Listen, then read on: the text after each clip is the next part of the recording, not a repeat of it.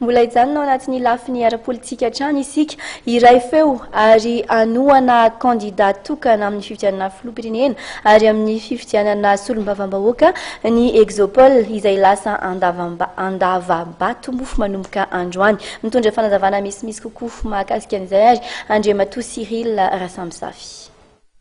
Nous fotoana zany makatoky ny propagande tokotsika deuxième tour.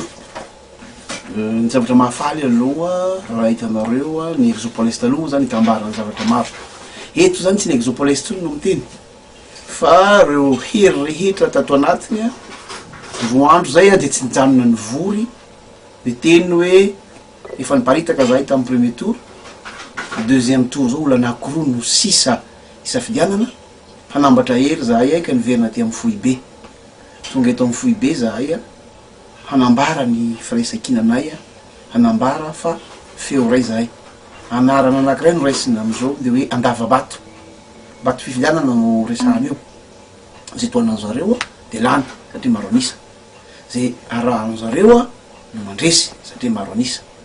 Io fandresena io nefa tsy memepona fa tsy maintsy fantarina izy amireo rola na rola mianaka na rola prala reo no afaka mba hitondra nitahita amizareo zay efa niresahany foana hatrizay. Taloha dia natao fandrodanana fitondrana na natao fametrahana fitondrana foana reo olo reo.